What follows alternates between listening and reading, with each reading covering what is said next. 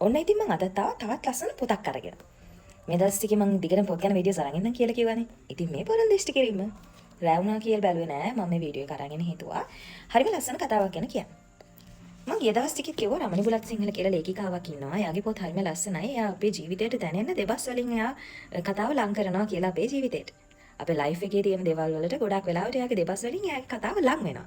ඒ නිසා ඒ වගේ එයාගේ කතා කියවන හරිම ආස හිතෙනවා.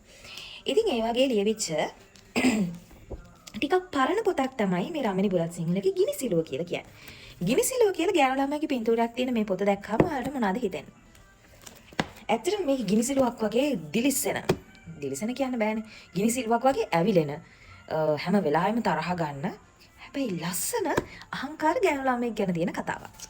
ඉතින් මේ අහංකාර ගෑනු ළමයා විතරමද මේ කතාවේ ඉන්නේ? නෑ. මේක ඇත්තටම ආදර කතාවක්. කතුවරියගේ දෙවන පොත කියලා තමයි මේ හැඳින්වෙන පොත් ගොඩේ විදියට මේ කතාව හැඳින්වෙන්නේ. 2005 දී මුද්‍රණය වෙලා තියෙන ගිනිසිලුව පොත රමණි බුලත් සිංහලගේ දෙවනි මුද්‍රිත පොත විදියට ගන්න පුළුවන්.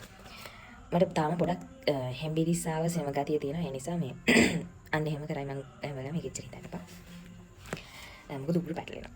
sorry.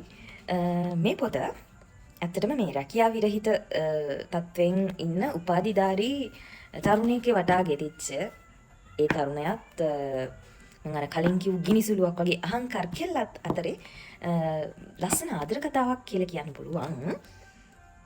හැබැයි පොඩ්ඩක් විනෝද ජනක ආදර කතාවක්.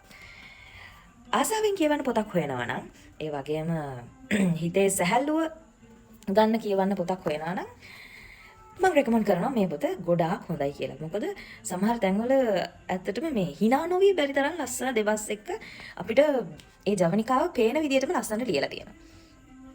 ඉතින් සෙහාර කියන කොල්ලයි ඒ වගේම මට මතක විදියට තෙසානි කියන ගර්ල්ගේ කතාව තමයි මේ තියෙන්නේ. තෙසානි කියන්නේ ගොඩක් පොසත් ගෑනු ළමෙක්, සෙහාර කියන්නේ දුප්පත් කොල්ලෙක්. ඉතින් ඔය පොසත් ගෑනු ළමයින්ට දුප්පත් කොල්ලෝ හම්බෙන්න කතා කියවන ආසය ඉන්නවනම් මේක හොඳ කතාවක්. ඉන්ටරෙස්ටිං, හරිම ඉන්ටරෙස්ටිං. මුලින් ඉඳන් අගට කියවගෙන යනකොට කිසිම කතාව අතාරින්න හිතෙන්නේ නැහැ. කතාව කොයි වගේ මේ වගේ වෙයි කියලා හිතෙන්නේ නැහැ. කියවගෙන යන්න ආසිතනවා කුතුහලෙ මුලින් ඉඳන් අගටම තියෙන.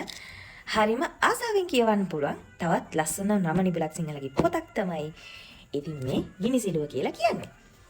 තවත් ලස්සන පොතකින් හම්බ වෙනකන් මං යන්නම්. මම සචිනී අයිමතයි අරන් එන්නම් ලස්සන පොතක් රමණි බුලත් සිංහලගෙන්. මොකද මම මේ දවස් ටිකේ කියන්නේ යාගියෝ.